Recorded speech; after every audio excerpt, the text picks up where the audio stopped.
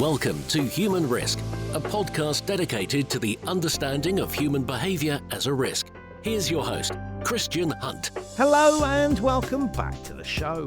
On this episode, I'm talking magic. My guests are Fergus Flanagan and Neb Maciver, who are both accomplished magicians in their own right, and together have set up a company called Talk Magic. The idea behind Talk Magic is that by talking about things that go into making a great magic show, and of course showcasing that through some mind-blowing tricks, they can inspire open conversation around topics like storytelling, creativity, and mental health. I was lucky enough to see Talk Magic in action recently, and I love the way that they were able to provide amazing insights and inspire people to think differently about the world. Magic, after all, is about illusion, so who better to help us think about where we might be missing things as we look at the world? In our discussion, we talk about their unique journeys from the early days dabbling in magic to becoming professional performers and the story behind the creation of Talk Magic. You'll hear about personal struggles, the business side of being a magician, and how they've turned their passion into a captivating workshop. I learned so much from the show and from talking to them that the episode just ran and ran. So this is an extended discussion with Fergus Flanagan and Neb Maciver that I know you're going to enjoy as we talk all about magic. Neb and Fergus, welcome to the Human Risk Podcast. Thank you very much, Christian. Thanks for having us. Thank you very much. I'm really excited to have you here because I saw you guys perform and it was brilliant. And I'm thrilled that you're joining me on the show. And I think the subject of magic and what we can learn from it is amazing. But to start us off, perhaps you should introduce yourself to my listeners. So Fergus, why don't we start with you? Just tell my listeners a little bit about yourself. Sure. So I've been performing magic since I was about 10 or 11 years old. It was sort of in and out of my life all the way through my teens. Sport kind of took priority. And then about 2 weeks after I finished university, I started filming a show with children's BBC called Help My Supply Teacher is Magic. Not a great hashtag.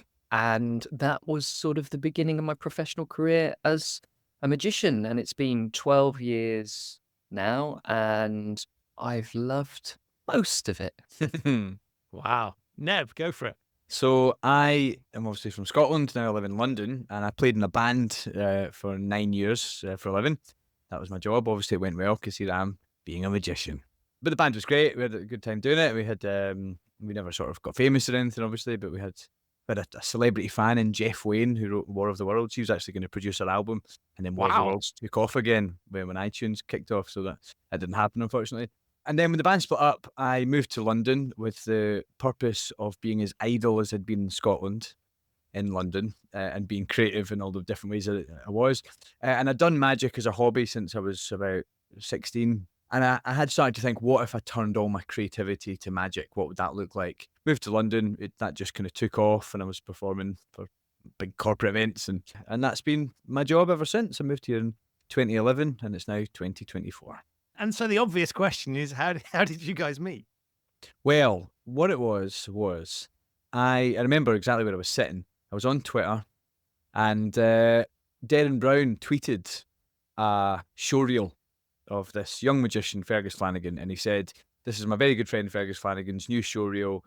And then he said, I've been so out of the loop of magic, I don't even know how any of these tricks are done. And I watched it, and I thought, oh yeah, that guy is good, and he's good looking. What a bastard. And that was my first impression of Fergus. And then I met Fergus a few years later through a friend of a friend, and we just hit it off. Yeah, I'll let Fergus tell his side of the story. Yeah, well, I guess picking up from where Neb left off, Neb and I were brought, without jumping straight into the deep stuff, Christian, but we were brought together, sort of very close together very quickly through some sort of shared struggles, both of us struggling at slightly different points for slightly different reasons. And that was what sort of brought us together much quicker than perhaps we ordinarily might have. Yeah, I remember we had met up because Fergus had messaged me and had offered me a gig. And I said, oh, I can't actually, I've got 2 gigs that day. And he was like, fucking hell, that's quite good. And then he said to me, can we meet up and sort of talk about business a little bit? I'd really like a bit of a hand with that. And I was like, sure.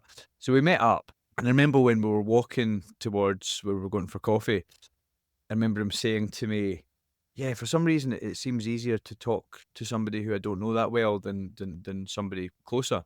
And I remember thinking, this sounds like it's about more than business. Although I think he was still thinking about business when he said that. And then we ended up meeting up, and he was just not in a good place, and we talked about that and sort of, helped him offload. And then I don't know if it was later that week or the next week, I wasn't in a good place. I was having a bit of a sort of crisis, and we met up, and he was absolutely there for me. But he was going to meet his friends later on that night, and I lived in Soho at the time, and we walked back to Soho, but he could tell I just wasn't in a good place. And I said, right, you better get to your friends. And he went, no, keep walking. I'll cancel that. I'm just going to stay with you. And I remember how it felt at the time. It was very powerful and meaningful to know that I was their priority, because I wasn't in a good place. He would drop everything just for that reason. And actually, when he said that, I almost didn't need him to hang around anymore, because I just felt so supported. But he did hang around, and he's still around. It was love at first sight. I love that. And it's really interesting when you talk about I guess in simple terms, what you're describing is kind of I'm sure there's personal things as well, but the business of being a magician's kind of interesting. I'd never really thought about it, because everybody understands it intuitively, because we've all at some point come across it. But I guess you have to get people to book you, and I guess it's not something that people are necessarily thinking about all of the time. You're not like, to make a ridiculous alternative, it's not like an accountant where people might go, oh, I definitely need that. It's kind of like a discretionary thing, I guess, for many people. And so that's quite challenging, because people can see, it's not that they don't know what you do, but it's kind of, I need a reason to hire you, I guess. If you want to be a successful magician on the circuit, you have to be able to build your website, manage your Google ads, do PR, do social media, do your books and accountancy. There are so many hats to wear. And it's a real, huge part of, if you take the magic tricks as a given and doing the magic well, it's really all the other stuff that will make you a successful magician or a not very successful magician. I always think as well that if you're someone who's booking a magician, you're probably doing all right in life, because I've never booked a magician. In the past, I never went, I need a magician. With the ultimate luxury, really, if you're having a wedding, you need the band, you need the cake, you need the food, the drinks. You don't need a magician. So our job really is to try and make ourselves a necessity. And really, our brands are to try and make the client want Fergus or want Neb, not just to want a magician. There's two ways that you tend to get booked. One is someone's looking for a magician and you hope they find you. But the other way, which I find more appealing, is when somebody sees you and then goes, let's have them at this event, or when can I use them? But when you're creating the work yourself, that didn't exist before, like they weren't going to book a magician, now they've seen you and they're finding a way to make that fit. I think that's a good situation, a good way to get business.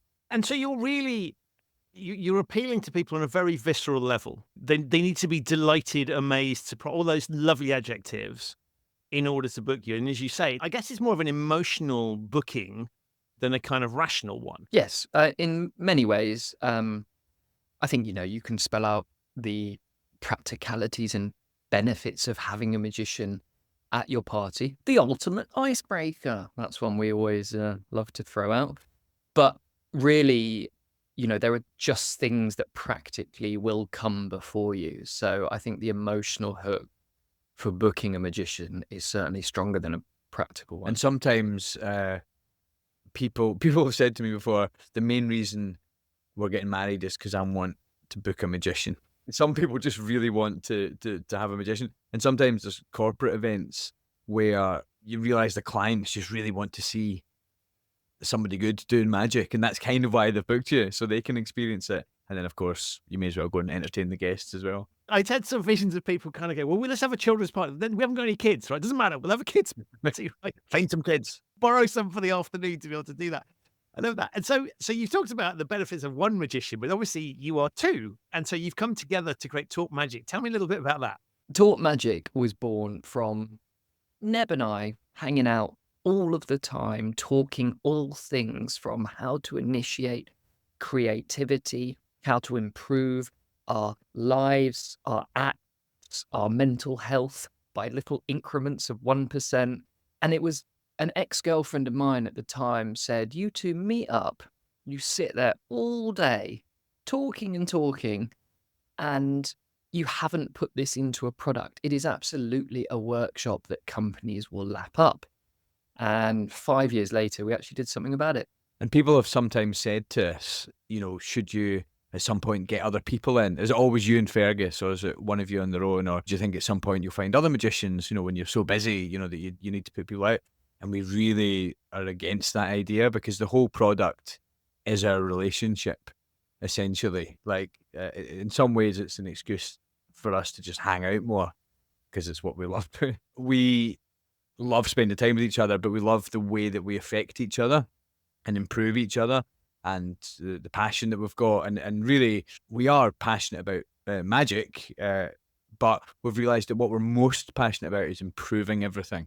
And magic is obviously one of those things. It's a never-ending task to try and perfect magic. You'll never achieve it, really. Even once you've sort of achieved it, you still have to perform it over and over. So how do you keep it fresh? So it's always an ongoing thing. But also, just how do you improve everything in your lives, your own relationships, your own relationship with being alive? It's just something that we love to explore, and we've found that there's so much to share that's transferable to people professionally and personally. If there's one thing Neb and I are interested in more than magic, it is our own growth and each other's growth. That's probably the one thing that we're more passionate about than magic. So when we came up with Talk Magic, and specifically the workshop Think Like a Magician, it just felt, and has felt all the way through the last 18 months, like the most natural synergy. Yeah, when we perform individually, and we've done this for pushing 15 years as a professional magician, sometimes, you find yourself anxious when you're going to perform. But generally now, if I'm doing a close-up gig, when I'm just approaching people in a room, there's not that much you feel. It's easy. I've done it a lot. But when you're doing like a show in front of people, it could be, yesterday I did 20 people. Sometimes it's a room of 500 people or whatever. And even though you love the job, often when you get those jobs, and especially if it's a good fee, you sort of go, oh, brilliant, that's really good. And there's a bit of you going, shit, I have to actually do it now. And it's not because you don't enjoy the job, but there's just a natural anxiety comes with, first of all, standing on stage in front of a lot of people, and also making sure you fulfill what they hope they've booked, that you do a great job, and you're charming enough, and you perform well, and you're not impatient with people on stage, and all the things. So there's a bit of anxiety there. And then you do it, and it's wonderful, and you're happy afterwards. But it is a part of the job. But when we work together, there is none of it. And sometimes now we're up at like 6 a.m. For an early get-in to start doing a workshop at 9 a.m. And I wake up and I'm just like, brilliant. And then when we're doing it, it could be in front of 200 people. There's no nerves whatsoever. And it's just it feels like the perfect job for us. Being a magician is a lonely job. It is a lonely endeavor. It's antisocial hours. You go to gigs on your own. You even sit amongst other performers in the green room on your own. You come home, you get a takeaway on your own. And in all of that, all of the pressure is on you, because you're just one person. So when Neb and I sort of discovered Talk Magic, suddenly we're in a team, and neither of us have had a team. So if I'm having a poor mental health day and I've got a lot of self-doubt running through my head, I just look at Neb and think, well, they fucking love him because he's brilliant. So who cares what I do or how I come across or how I deliver the workshop? It doesn't matter, because, they'll love Neb. And I cannot tell you, doing it this way round, what that sort of relief is, to go from a single individual where you're carrying what feels like the weight of the world on your shoulders to splitting that load. It's incredible. Which is the same, exactly my perspective as well. Whenever we get booked for something, I'm thinking, well, it doesn't matter what they think of me, because they're going to love Fergus. So they've got their money's worth, and it's great. I don't want to draw the comparison too soon, but it sort of strikes me as being it's a natural partnership, like, I don't know, Ant and Dec or something, where you bounce off each other, and so the whole is greater than the sum of the parts. And I love the way you talked about the kind of, it's a lonely photo, because I was thinking, well, the magicians often have assistants, but of course that's not the same thing at all. And so you're talking about you've naturally come together because you share, I guess, a view on the world and get on with each other. But what you've really designed here is a business that gets the best out of you individually by bringing you both together because it's natural, it's not forced. Essentially, we've set up a situation where we are like ant and dec, but the situation we're in stops us from becoming dead behind the eyes because we're constantly pushing each other. There are sort of two things as well to add. That one, magic is not the most supportive industry. There's a lot of big egos and there's a lot of very difficult characters. Not to say there's a lot of great characters as well and a lot of lovely people, but so you can feel quite isolated within the magic industry. So the sort of going to gigs on your own bit aside, just the actual world of magic amongst magicians is a bit of a funny one. So yeah, again, being a team is great. I should caveat all of this by saying we love performing as magicians. And I said to Neb only a couple of weeks ago, how mad is it that we get to do something that we love just as much as close-up magic and even add to it by being in a team? It's like a bonus. Yeah. It's I used to look at Tim Minchin, well, I still do, and go, wow, he has created the perfect job for himself. He gets to do music, he gets to do comedy, he gets to act, he gets to be political, and get to be emotional as well. Like all of those things together. He gets to talk about science and religion, all in a big stage show. I mean, all these interests are in one place. And I feel very similar with what we do, that it's the ultimate playground for us. Just anytime we're working with clients, and we sometimes make the workshops bespoke to suit what it is that they're trying to express in their programs. And we love doing that because we'll go away and come up with new content, you know, and as long as we're happy with it and we're passionate about it, then it goes in, and we find it very easy to make the content as well. It's just like an area I've been reading self-help books since I was 15, and obviously a lot of them are shite, but a lot of them are great as well. And you sort of, over a lifetime, you work out what the most valuable and important and true lessons are, and the ones that genuinely help you. And we've been spending our lives experimenting with every area of our lives, with friendships, with health and fitness, with career, with emotions, finding out what actually works, or what is just a nice sounding idea but actually isn't practical. So after a lifetime of that, now that we're creating content around that, it feels like an endless well to go to. I think what most people don't realize from the outside looking in is that being a magician requires acquiring a hugely diverse set of skills. And the better you get at developing each one of those skills, which might not seem immediately related to magic, the more successful a magician you'll be. The sense I get from both of you is that several thoughts. One is you seem to be exploring and just having fun and working out how things work and just sort of curious. But the second thing is I've got a vision of it's almost like this is what children are allowed to do, but adults aren't. And so I have this vision of sort of if you were standing up as the younger versions of you saying, what do you want to do when you're adults? A kid would love to do the way you've just talked about it. A kid would love that, right? You're allowed to go and play and experiment and hang out with your best mate and do interesting things. And adults would look at that and go, well, that's not a career. You need to think more sensibly. And so there is this childlike joy that I sense both in your act, but also the way you talk about what you do.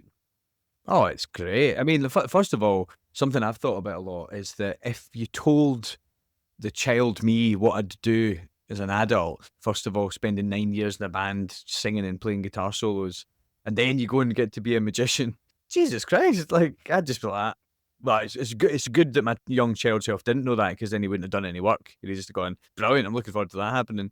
But it's important to think of that as an adult. So it's important to remember, what you've got from that point of view. What my working day looks like and what my girlfriend's working day looks like is very different. For a living, I play with toys. That's what I do. And she comes in from her big, important, serious day, and I'm like, I've made this thing. And she's got Excel spreadsheets sort of falling out of her bag.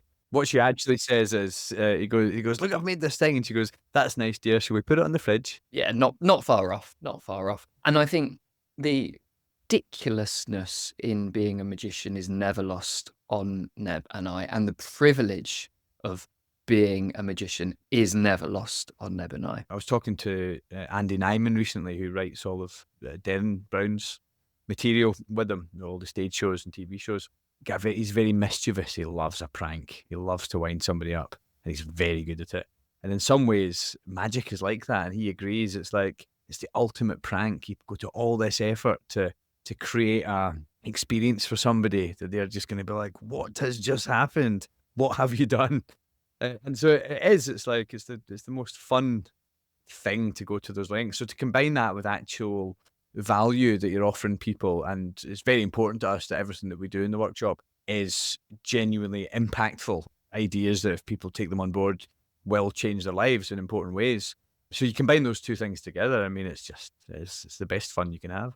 I mean, magic is a wonderful vehicle for stealth learning. It's a great veneer for any message or any learning, because magic is so trivial on the surface and it's so universally loved. So you can hook people in, and then you can put in the most heavy, important theory under that, and it just carries through. And I love this idea of engaging with people on a visceral level, because I think any people that are successful at getting through to other people, and that might be a politician that plays on people's emotions, that might be a comedian that makes people laugh. We think of teachers at school, right? The ones that really bring a subject to life. It's all on that super visceral level. We all recognize that. And so what seems to me is tapping into that rich seam of, we know that if we want to get through to people, we need to get through on an emotional, not on a logical level. And so what you're doing is really tapping into that, as you say, to teach. There's some really, so you're not just entertaining, you're teaching some really serious, useful stuff.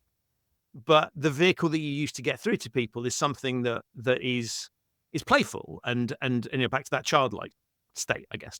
Completely. I mean, Neb and I have often said, if you removed all of the magic from the workshop, would it still be a great theory, science-led experience? Yes, it would. And if you took all of the theory and the learning out of the workshop, would it be a fantastic theatrical journey of magic tricks and illusions? Yes, it would. At least we believe. I hope that doesn't sound conceited in any way. At least that's what we're striving for. So when you combine both of those things together, that's where we get so excited. And so we really believe that we have something that will give people a truly unique perspective to enhance both their professional and personal lives. And I love that idea of having high standards of both bits, right? So it's not like, oh, well, because it's a bit of fun, it doesn't, like people have enjoyed it if they've learned something as a secondary thing. You're going, actually, they need to have fun, right? We need to have high standards on the magic side so that stands on its own. But we also want high standards. I guess there's two benchmarks there, because there are a lot of people, as you rightly point out, that kind of would sacrifice one or the other. And kind of, it doesn't really matter because we're sort of hybrid act. But actually, you think that both of those things are equally important to you. Well, the thing is, one of them being poor, the whole thing wouldn't work, because if the magic itself isn't extremely powerful, extremely well thought through and presented, then clearly we're not using any of the lessons we're teaching throughout the whole workshop. It's just, I think one of the reasons it works and one of the reasons it has such a broad appeal is that we come and immediately start performing incredible magic. And I think when you've seen that and you've gone, oh my God, that's great, and I don't know how that works, there's a certain, you've proven yourself, because we've done so many corporate events for so many years. We're used to walking up to the most cynical groups, and when you get that sort of unenthusiastic response to begin with, we just know that's going to be gone in 30 seconds or 2 minutes. It doesn't phase us at all because we're so used to doing it. We've just been shaping our acts for years. And it's the same with the workshops. When we come in, even if someone's going to go in, why are the magicians here to teach us? As soon as we start, we do a few tricks and it's like, oh, geez, well, that is very good. They're going to listen to you more because not only have you done something of high quality, but also they don't know how it works, and that's interesting to start off with. So you've already positioned yourself in a place where it's like, well, maybe they've got something of value to offer here. Neb and I are also so obsessive.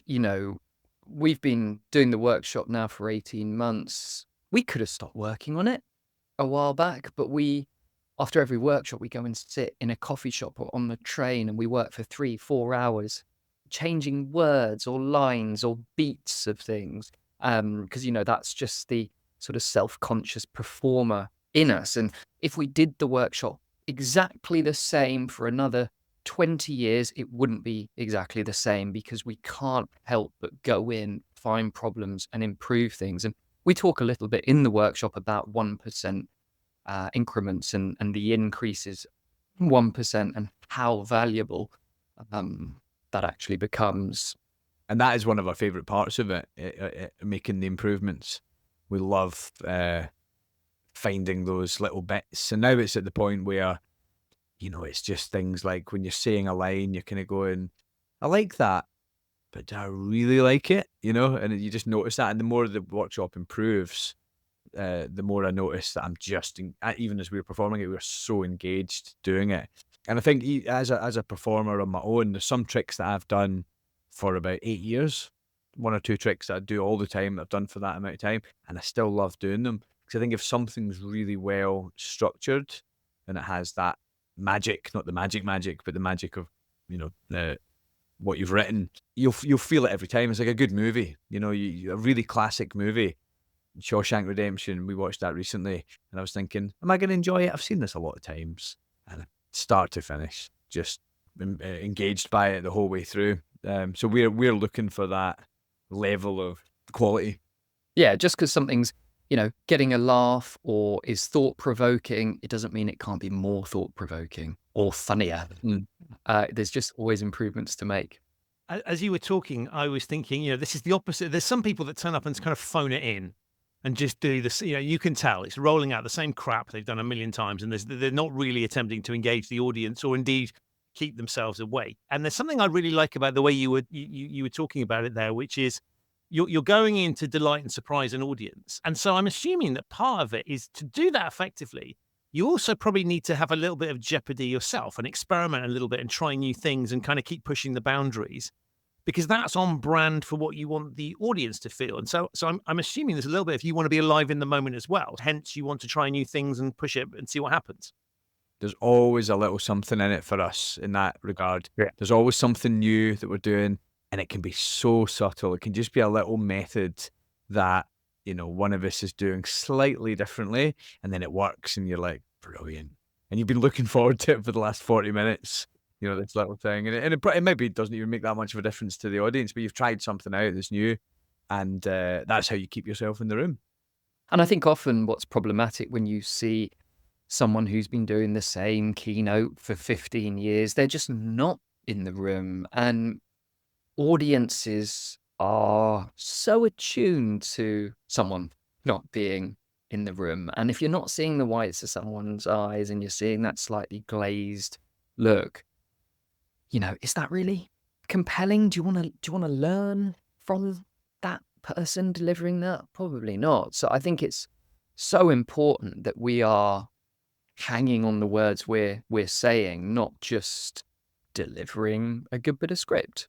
And how much of that is, do you need an element of jeopardy, right? That it might not work out, with a little bit of sense of adventure, living on the edge kind of thing? Is that part of it?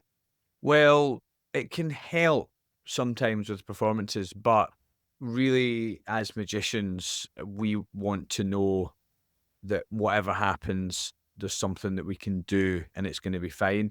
But just because it buys you a lot of confidence, so then you can walk. I did a show yesterday where I was actually worried I was too confident, because usually I have a little bit of sort of vulnerability. Come on, I'm not like James Bond. It's like, hello, how you doing? And I felt very confident because I really knew what I was doing. There was nothing that could go wrong. And during the performance, I remember sort of thinking, I hope I'm not coming across as too on it, because it's good. It's very important to be human. So really, you do want to know that if this happens, I do this. If that happens, I do that. But then once you've got that all together, and you're doing that and you're happy, after a certain point of time, you're going to get bored. So you want to try something else or learn something else. So you do bring jeopardy in that sense, that you're trying out new things, and you can't try out new things without jeopardy. So I would say jeopardy coming in and then growing into reliability. And then after a bit of time, you bring the jeopardy back in. So you're growing in that direction. Jeopardy comes on a sliding scale. So we get our Jeopardy reward from maybe delivering something in a different tone or a pitch or throwing in a little gag. Not a big risk, just a small gag. So there's never anything major that can go wrong. Thinking of that sort of comfort, stretch, panic model, Right. you never want to exist in the panic zone where there's huge risk. You only ever want to stretch. So it's a little risk, but not a big one. As Neb says, our priority is always to deliver and make sure that we are protected as magicians from things going wrong, and we've got various backups and plans. So we just take lots of little risk.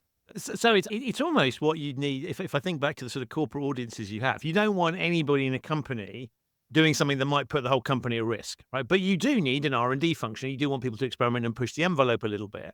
And so it's consistent with that, right? There's structure and methodology and process, and you know what you're doing.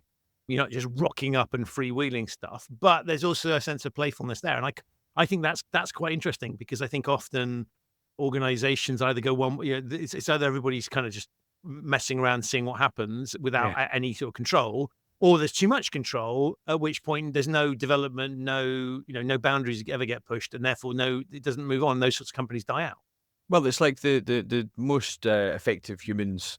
Like if you think about the Eric Berne transactional analysis model of like parent, adult, and child, people who are often in trouble maybe have a strong child and adult, but badly developed parent part of their psychology, or they have a badly developed child part of their psychology. They don't know how to. They know how to run a business, but they don't know how to have fun or have relationships or be with their children. And I think it's the same in that regard. You want to be able to jump into every element of what you do with absolute sort of abandon. So like if you're being playful, you just be, come up with the most ridiculous ideas, be stupid, extreme. But then of course you have to do your taxes as well. So it's good to be like completely pathological in that regard. It's like, it's good to play these different parts. None of us are one thing or another. It's you can develop all these different things, and you can be all these different things at the same time. Tell me about the name Talk Magic. We basically we're taking too long to come up with a name, so let's just call it Talk Magic. That is the actual story. And we can change it later if we need to. But we love it. We like it. It's like a name is important, but it's what the name comes to represent ultimately. Like Oasis as a band name is pretty shit, really. Do you know what I mean? But obviously what it represents, if you like Oasis, is great. It's perfect. Coldplay, that's not really a great name, came from a poem. They were called Starfish before. It's better than that. But names I don't think are that important. But also with Talk Magic, it's the two things we love doing. So it sort of makes sense. It was actually becoming a real stumbling block to us doing anything or progressing, because we were like, we don't have a name. Right. And then, so we just chose one. And then as soon as we did, and we just committed to it, we realized how, and I mean this in a relative term, but how unimportant that part of it actually was. But we were just getting fixated on it, and it was getting in the way of everything. But I thought it was interesting, because I think and I'm fascinated that that's the story that you tell, because I thought you were going to go, well, it's kind of, it's what we're about, right? Which is you're talking about magic, and you've got your lovely tagline, magicians who love to share secrets, which I want to unpick in a second. But like, in a way, you've said, well, it doesn't really matter, but I think it is you, right? It does encapsulate, based on what I've seen and the way you're talking about it. It definitely, it does the job, right? It's very effective at doing what it does, because it is literally, it's the old Ronseal thing, right? It does what it says on the tin. Totally. And we've got very attached to it now. I will fight to the death for that name. Even though it was a little bit plucked out the air. I mean, it is exactly what we do and what we stand for. So, it was a considered choice, but we weren't really in love with the name when we chose it. But now, yeah, it's really it really provokes a response from both of us emotionally. You know, we feel that's our real brand. And what does magicians who love to share secrets, what does that mean?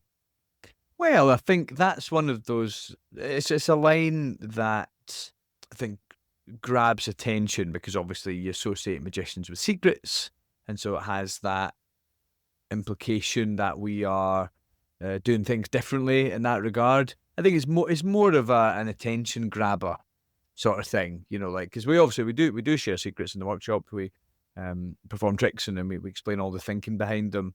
Not all of the tricks that we do. We also kill people with magic, which is fun. But yeah, that it was just really an attention grabbing line that we like the sound of. But there's nothing really sort of deeper than that. Well, I think magic is notoriously high status. You know, magicians love to fool and trick their audiences. Ha ha! Nothing that Neb and I are particularly interested in. So I guess it was a little bit about breaking that mold and stepping away from that. And magic has always been a very secretive, protected world. It's very hard to learn anything about magic, even with YouTube and social media.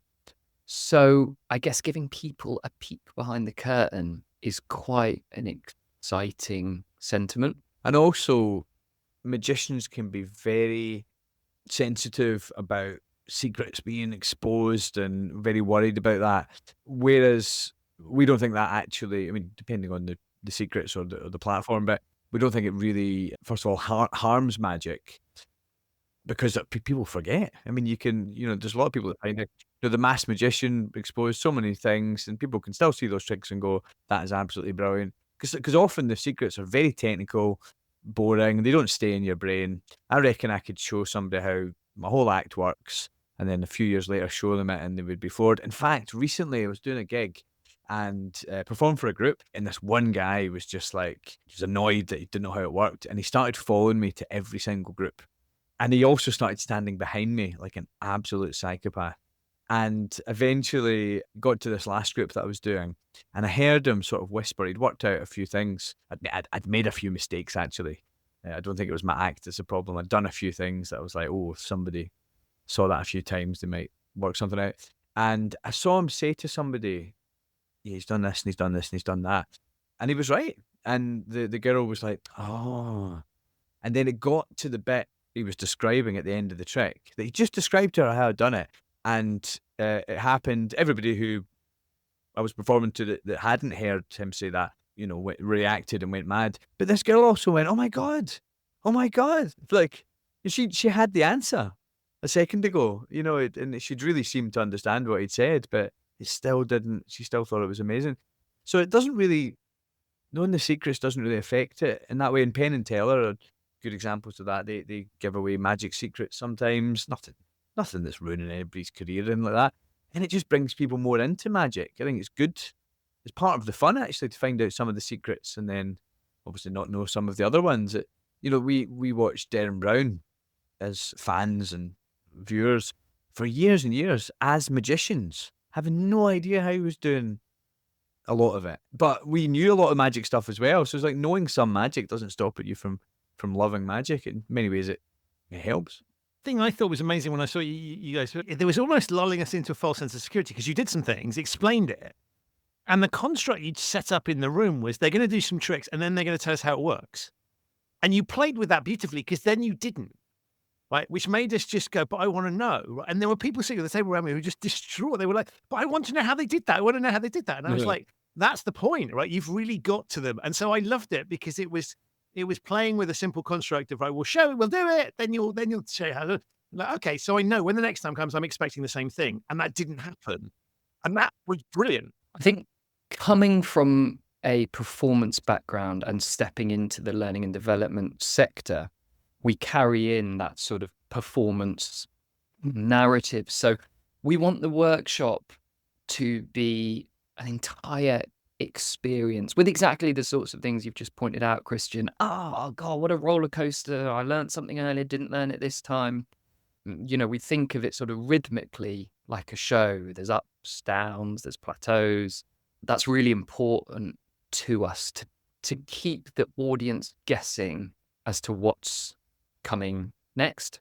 Because whilst the learning and development market is a very busy market, something we've heard a lot from delegates is they've been to a lot of the same stuff, where they've heard a lot of the same stuff. So we really want to present ultimately the most disruptive learning experience we possibly can.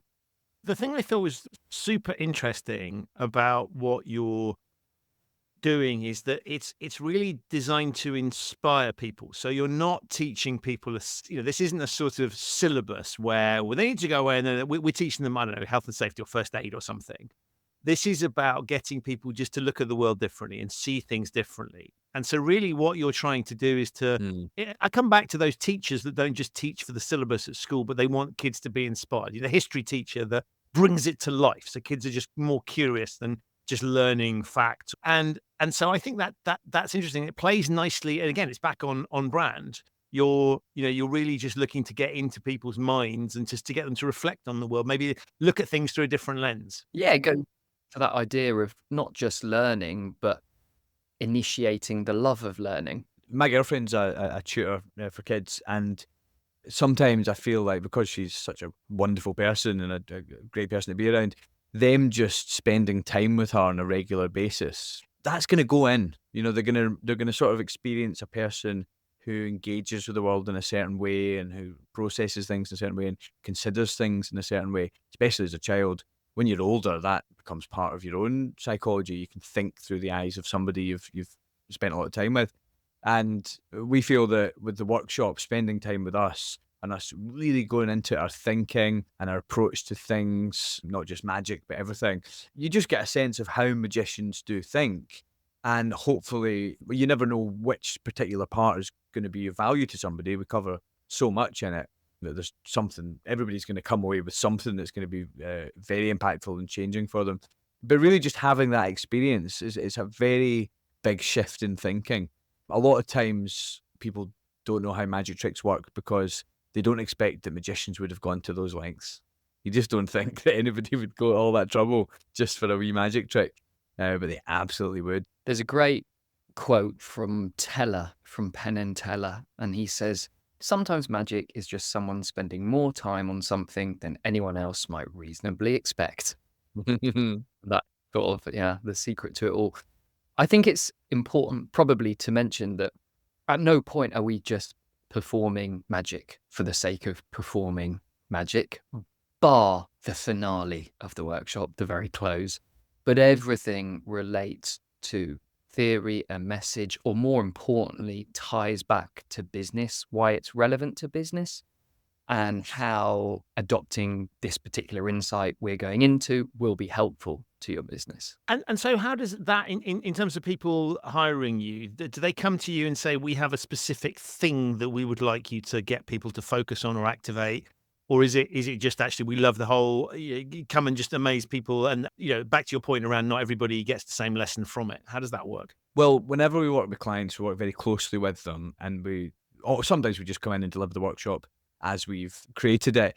But we always want to know what it is they're looking to achieve and whether we're part of a bigger program or not. And more often than not, we weave the messages that they're already expressing through other speakers or other experiences that delegates have had. And very often we create new content as well based on certain things that they're trying to teach. Obviously, we only do that when it's relevant. Nothing is ever crowbarred in.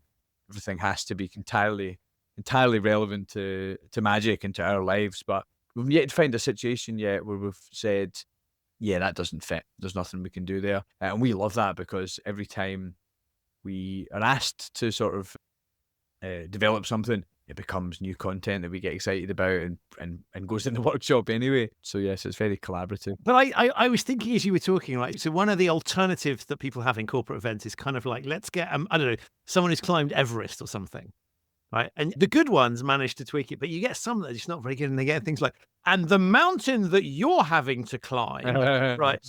And so what I like about the magic thing is you can, because it's such a broad, the sorts of tricks that you could do, the way you can present it, the bits you can shine a light on, it's a pretty versatile canvas, I guess, as opposed to mountaineering, where you are just going to have to talk about that goddamn mountain at some point. I mean, the thing we always come back to is David Brent doing the Right. doing the inspirational talk. Simply the best.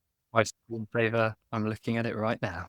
I've just got a picture of David Brent pointing his fingers at the screen to remind me never to become that man. We've been talk magic, and you've been the best. See you later.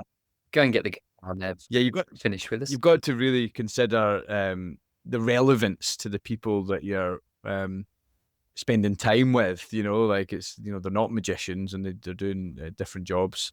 They're doing actually important jobs.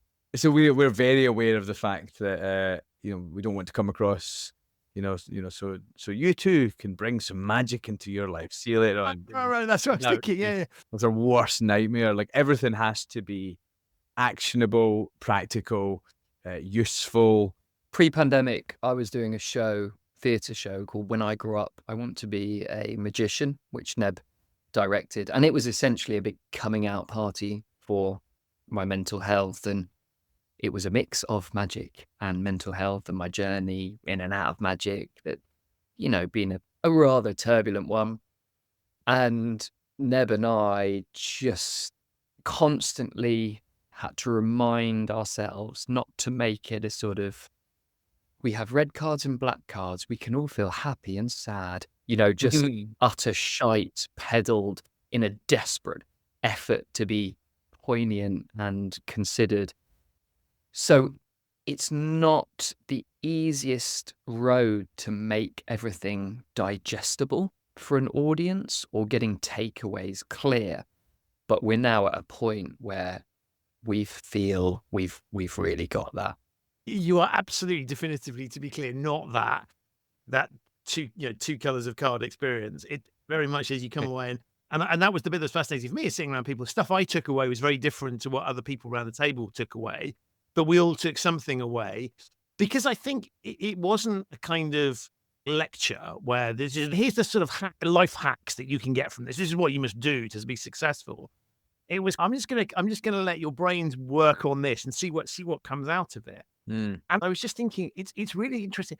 Even the act of hiring you just sends a very powerful signal in of itself, because it says this is okay to bring this stuff that has, on the face of it, seems just like entertainment, whatever, into a business context.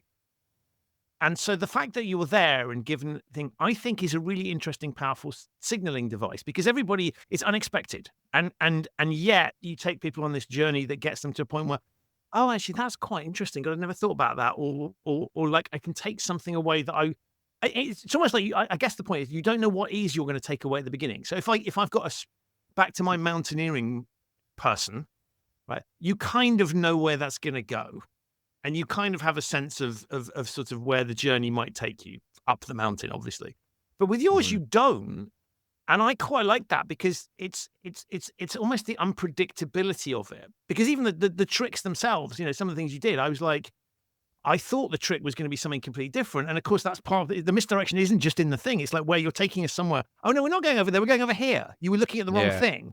Part of our issue, I guess, with lead generation is someone sees us at an exhibition or they meet us and we tell them about the workshop, how it works, why it works.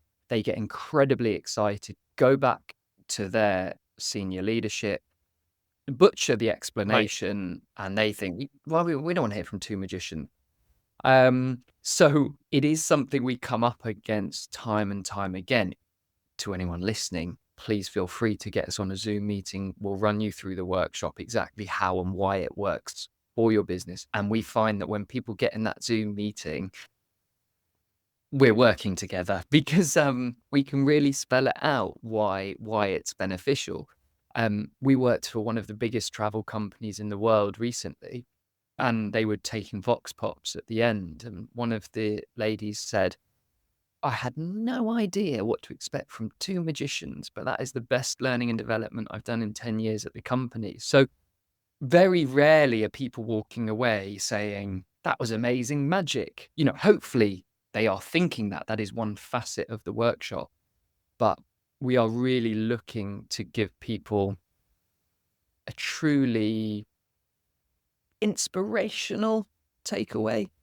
And I think that in actual fact, any individual in any job has a lot to offer somebody in another industry, provided they are incredibly mindful about what they're doing. And that involves thinking deeply about what it is they do and why they do it and all the different aspects of it, but also being aware of what other people's assumptions are about that job and making sure they're delivering something that they don't already know. So, for example, what's the word? The mountaineer, the mountain climber. There are very obvious things, where that's going. That's going to be about resilience and ambition and single-mindedness and visualization, that kind of thing. And if that individual knows that that's what's expected, they can dig deeper and go, yeah, but what else is what else don't they know about what I do? What is the side of that we've not heard yet? There's so much value to be gained from all different elements of life, but you have to dig deep and sort of go, well, what don't people already have? Because there's a lot of stuff out there that you're just giving people kind of what they already have.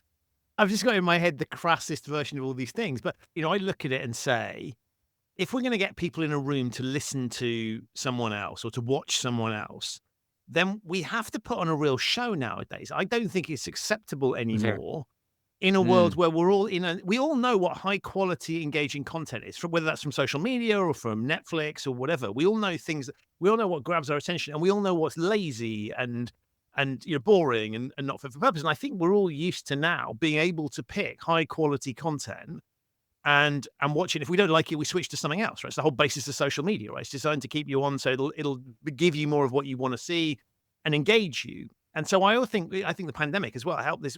It raised the bar in a sense, and everybody understands what high quality stuff is like. And so for me, I think the essence of what you're talking about here is really putting on a show for people so that you're not taking their attention for granted. Yeah, you're recognizing you have to win them over and grab them.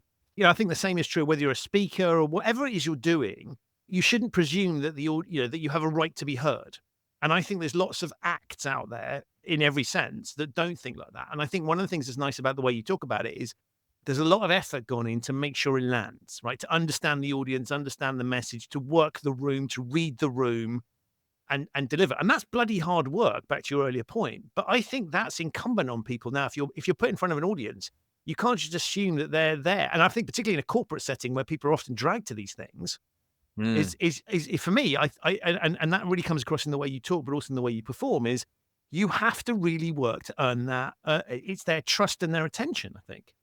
Well, as a magician, you're only as good as your last trick. So when I played music for a living, you come on stage, guitar's working, the mic's working, the audience respond fine to the first song, you're kind of done.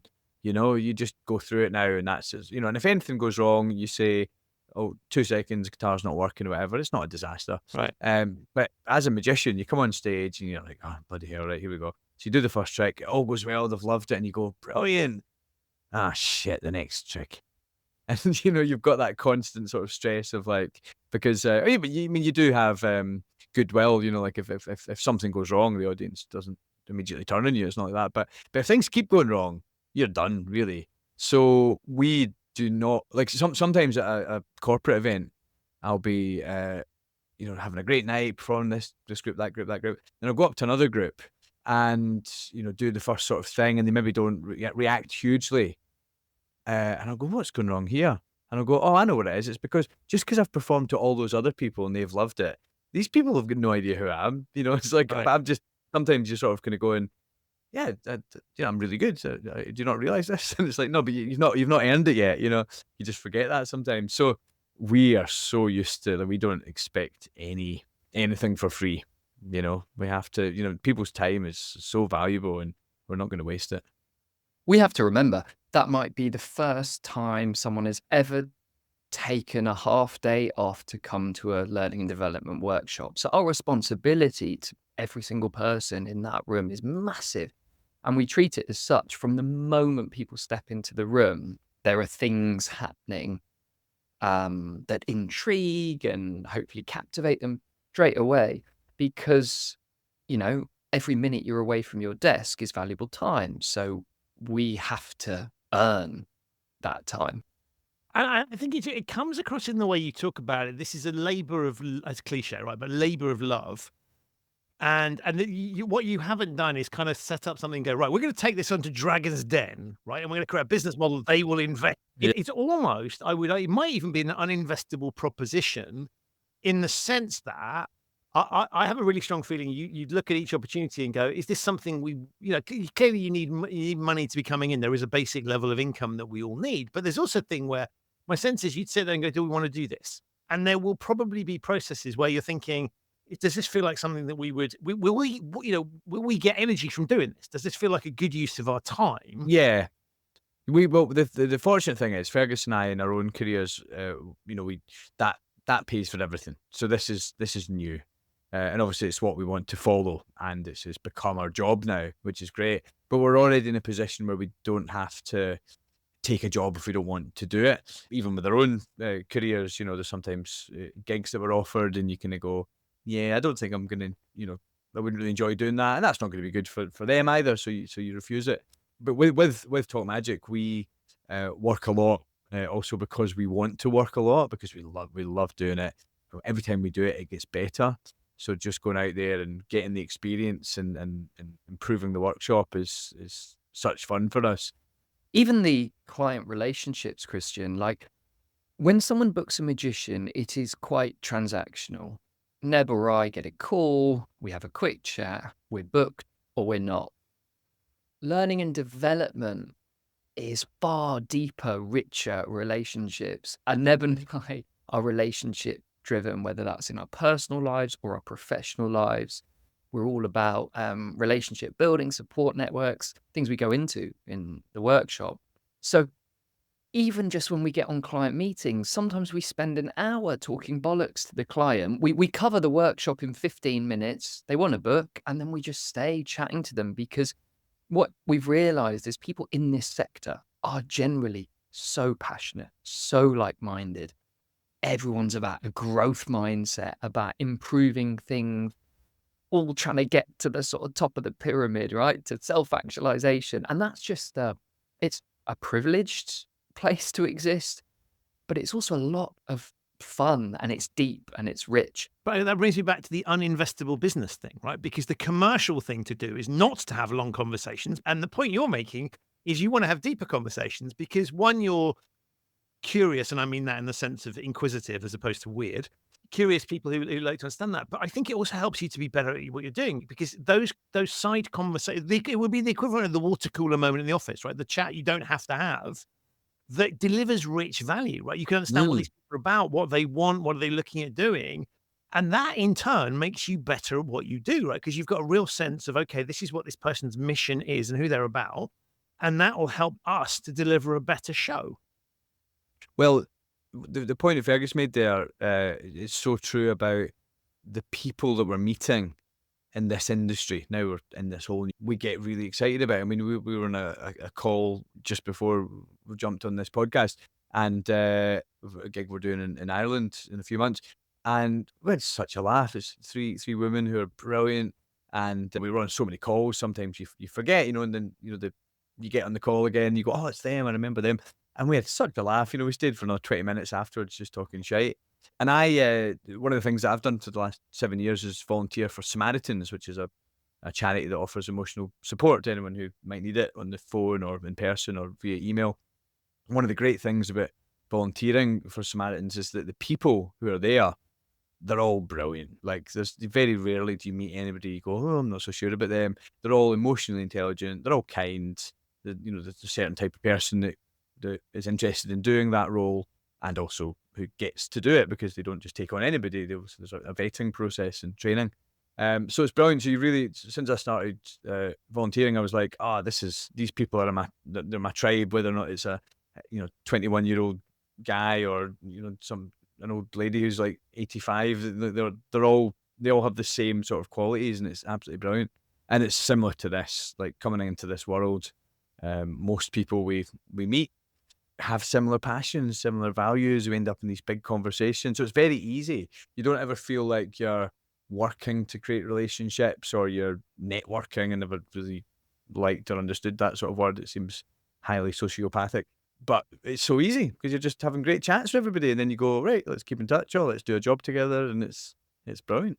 Just to add, even press or podcasts, as magicians, they're often quite stressful, mainly because you're trying to be honest and authentic, but you have to protect a very dishonest career, i.e., being a magician. But even this podcast today, like when we first met you a week ago, we were like, what a lovely guy. This is going to be a great chat. So, like, even this is stress-free and just as an existence. What a lovely place to be. I think that's the way the world should be, right? We should be looking for things that we get joy from, and we should be looking for things where we don't have to fake it, right? Where we can just be ourselves. And the thing I think is interesting about the way you talk about when you have conversations with clients, and the way that I've seen you interact, and the way you're interacting now, is it's kind of like, if people don't like is probably the wrong word, but like if people don't resonate, if you don't resonate with people, then they shouldn't hire you, right? Because it's not for them, because your act. Yet, of course, there's showmanship and all those sorts of things involved in it, right? So it's a slightly different version of you, but nonetheless, it's authentic. Your personality shines through, and it's not when we're having this conversation, I'm not saying but that's not the two people that I saw standing in front of the room, right? It is exactly the same two people, because it's all about your business is you. And I think the reason this works so well is that you're just doing something you believe in and you want to do, and you're just authentically being you and feel relaxed about doing that. And that's why you're able to perform to a high standard and be engaging on the show, because there's no pretenses. You don't need to do that. Well, one of my friends was dating somebody a few years back, and I was asking him how it was going. He was like, yeah, it's all right. She doesn't really like me swearing. And I was like, but you love swearing. It's your favourite thing. Like, it's such a waste, and he's very good at it as well. And like, of course, doesn't mean everybody should enjoy swearing, but like, if you're someone who speaks like that and enjoys that, you should probably be with somebody who enjoys hearing it and doing it too. So you need to have the right match. It has to be authentic. Otherwise, it's just a horrible con, isn't it? This vision of him slowly, whatever the equivalent of the Overton window for swearing is, right? You just keep subtly introducing it and hope that you can shift. I think what's so nice about this, if you think of like the Johari window, that model, and we get to just exist in a show window. We just get to show sort of every part of us, whether we're feeling confident, anxious, what our thoughts on everything are. And as privileged a position as it is to be a professional magician, being able to do this is sort of like that on steroids. So, Neb, before we started recording, you were telling me that you have some fascinating hobbies outside magic, and so tell us a little bit about those. Oh, you're talking about serial killing? Yeah. Sorry, serial killers. I'm not doing it myself, you understand. I'm just interested in them. I quite like true crime. That's interesting. A bit like magic, that as well, because you've got these people who are presenting one thing to the world whilst they're doing a very different thing, and the most convincing ones do it well. So there's definitely some parallels. I mean, that's a really interesting point, right? Because so one of the accusations that you could hurt the magicians and say is dishonest, right? You are misleading people, and so you could say, well, what's the difference between a magician and a con artist, right? They're using similar techniques, and so we joke about serial killers or murderers covering their traces, or criminals covering their traces, but there is an element of that, right, which is misleading people. Well, the difference is that with the con artist, the person ends up worse off as a result of it. And also they have been betrayed, essentially, whereas that's not what's happening with magic. With magic, that it's magic, essentially, or even if it's, on a prank magic show and they don't know it's magic, then someone pops out and goes, I'm a magician, and hopefully have enjoyed it and aren't too annoyed with them. But magic is a thing where we're in cahoots with the audience, that we're going to pull the wool over your eyes and you're going to love it. We might even manage to make you forget we're pulling the wool over your eyes. It's like comedy. There's a setup and then the joke, and then you fall about laughing, and then the comedian starts talking again, and it often feels like, well, now he's just talking. This is him just talking about his life a little bit, and you're like, no, it's a setup to the next joke. But if it's done well and convincingly, you relax into it and you're just listening, and then all of a sudden you go, oh, that's all bollocks, and it was just another joke. And good magic can actually relax you to the point where you don't realize that you're being drawn into another trick. So it's all fun, but it's with the consent of the audience, essentially. It's a weird thing. I mean, it is weird that we're tricking people for their own enjoyment and withholding information for their own enjoyment. Neb and I have always struggled with, we work a lot of close-up events. So we turn up to a corporate and we work a room with 50 people, 100 people, whatever the number is. And at the end, you talk to a few people or the client, they ask you questions about how you did it. And you go, oh, I can't tell you. And you try and brush it off. And they're like, no, seriously, how did you know the name I was thinking of? And of course, at that point, you can't go into it and you don't want to lie. So it puts you in this very sticky position where you're stuck between a rock and a hard place. You really want to tell the truth, but you can't. And that's the one bit of our job that's a bit of a compromise, I guess. You feel sometimes that what you have just shown them could lose value if they knew how it was done, essentially. So it does feel like it's something a bit precious about it in that regard. And it's fine, because that's part of it. It's a bit of a tightrope walk to get that right, essentially. But what's nice about Talk Magic is that that's what everything that we're doing, it's not relying on you not knowing how it works. I mean, we don't show how all the tricks work, but it doesn't matter because what we're delivering is so valuable to people that they're, it's not dependent on the magic, which is lovely. I think it's interesting because it's kind of like it's a question they shouldn't ask, right? In an ideal world, you would not have people asking you that question. But what you've done is you've awakened a curiosity that they want to know, right? It's just this thing that's bugging them. And so I think it's almost like if you can get people to that state, you've done your job really well because you've grabbed their attention. They desperately want to know what this is. Yeah. They've kind of recognized the construct, right? Which is why they're not asking you in front of everybody else. They're probably sidling up afterwards and going, can you just tell me how that works, sort of thing? You can tell me, kind of thing. So they recognize the benefits of the secret and being in on the secret. So it's almost like it's a job well done when that happens, but it's just awkward. And social construct would be that you ought to reveal it because you shouldn't lie to people. I think if magic is really properly delivered, and the person who does this, undoubtedly the best in the world, is Darren Brown, in some ways you become less interested in how the trick's done because he gives you something so special with the whole experience that you don't want to jeopardize losing that. So it's not just about the trick. He's giving you a wonderful experience, a wonderful message, something that feels emotionally complete, that you just kind of go, I'll take it. See you later. You don't want to start fiddling with it. One thing just to add on a sort of more general note, anyone that's listening to this might be thinking, who's this aimed at? Is it graduate? Is it C-suite? And the answer to that question is both and everyone in between. We have done everything from graduate to C-suite at the biggest financial institution in the world. So I think the great thing about magic is it's a great equalizer. So often you can have a hybrid event where you've got graduates and more senior leadership. And it's not like anyone can go, oh, I've done a bit of magic. I know a bit about this theory. Immediately you have the most senior people and the most junior people on a level playing field straight out the gates. And it gives people permission for open conversation, conflict, agreeing, encouraging each other. And that's a really unique, interesting thing about magic being the vehicle.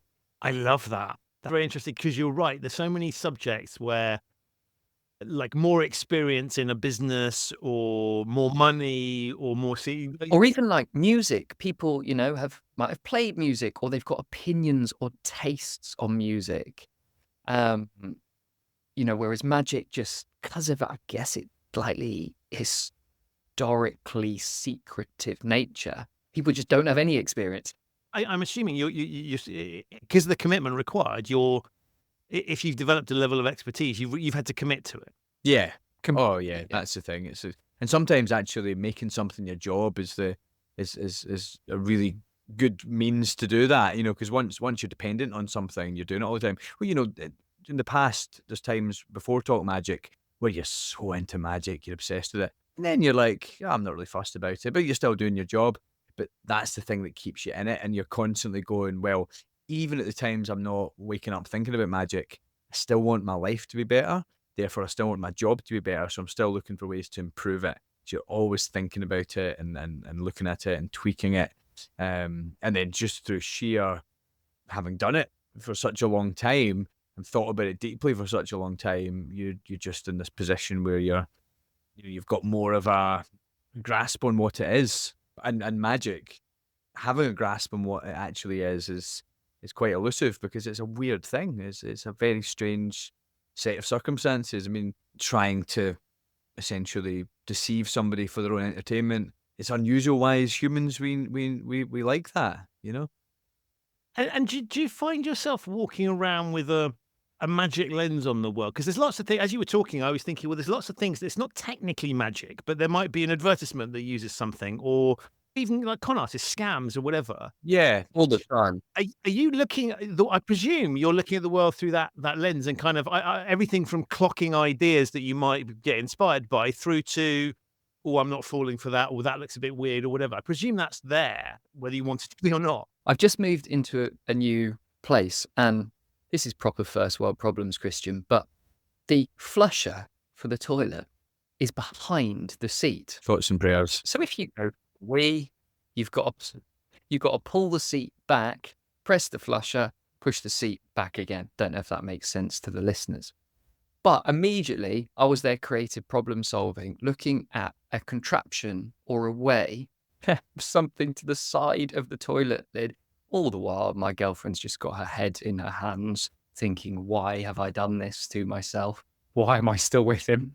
I'm there building things out of coat hangers and cardboard. So it's impossible really to put it down. Magic is, I guess it just inspires a different way of thinking about things. You're just constantly problem solving in any sort of arena. I like that because it's so mundane and ridiculous, but I love the idea that you've gone, well, there must be something we could do. Because most people go, this is a pain in the arse, right? And we'd have a workaround or whatever, or we'd replace it, right? You're just kind of going, I will look at this slightly differently. There must be something we can do. Yeah, and also being a magician, I wouldn't say it makes you cynical because that's a sort of has a negative connotation, but it makes you consider everything. So if somebody says to me, "Oh, I went to Spain last week," I don't disbelieve them. Of course, I've got no reason to, but I also know that I don't know that.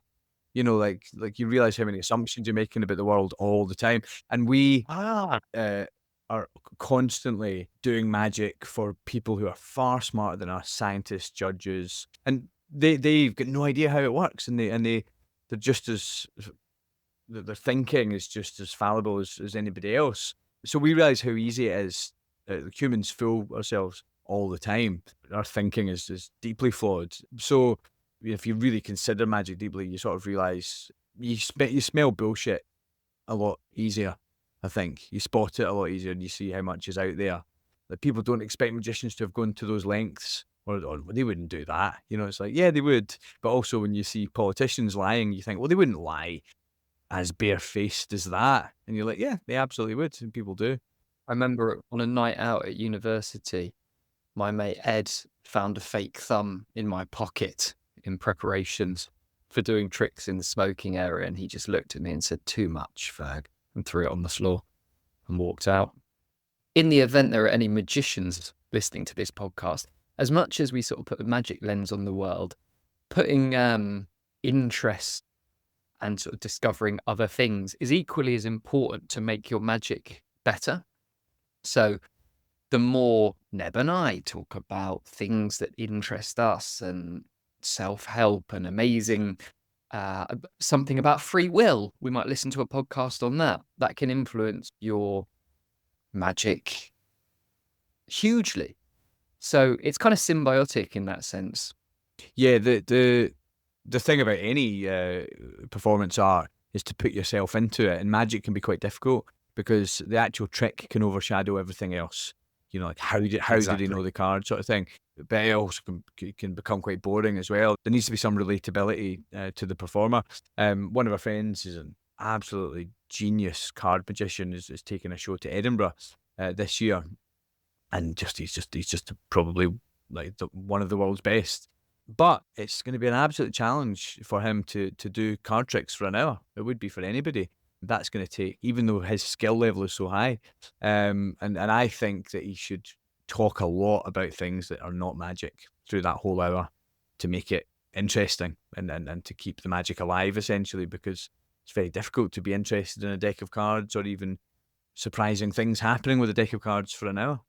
But it's interesting, right? Because you sort of go, he's going to do what for an? That's quite hard work. And then you go, well, why not? Right? Give it a go, see what happens. And I love that kind of. Oh, people have done it. I mean, there are magicians who have done, a whole hour of card tricks, and it's just the most amazing thing ever. But you have to bring life into it. Amazing. Gentlemen, I could keep talking to you forever. It's been absolutely fascinating. Thank you so much for spending the time on the show and just telling some great stories. Taking us look at it was all the conversations I have go to unexpected places. This one, above all, went into some really interesting things. But I'm tremendously grateful. Thank you for putting on a great show when I saw you perform, and thanks to our friends at Action, who are the people that introduced me to you, because particularly Sarah there. To make sure that if people want to get hold of you to find out more, they know how to do that. So tell us how they can do that. Yep. So our website is wearetalkmagic.com.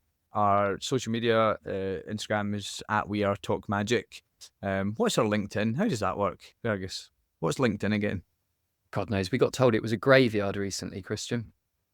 We don't post anything on there. I will make sure that all of those things are not difficult to find at all, not at all deceptive, very, very clear. They'll be in the show notes so people can find those easily. So don't worry if you didn't have a pen Brilliant. to hand. But Neb and Fergus, I've thoroughly enjoyed the conversation. I loved when you performed, and I can't wait to see where you take this adventure go forward, because I think what you're tackling is some really interesting subjects. I love the commitment to things like mental health, which I think are really, really important, and I think you can add amazing value with as well. But above all, thank you for being fabulous guests on the show. Thank you so much. Thank you very much, Christian. Really enjoyed chatting to you. Thanks for having us. So that's it for this episode of the Human Risk Podcast. My enormous thanks to Fergus and Neb for appearing, and to you for listening. To find out more about them as individual performers and the joint workshops that they do as Talk Magic, have a look in the show notes. There are links to those there. If this is your first time listening to the Human Risk Podcast, thank you so much for joining me. You can subscribe wherever you get your quality audio content. It's available on all of the major podcasting platforms. To catch up with episodes that you might have missed, visit the show's website, which is humanriskpodcast.com.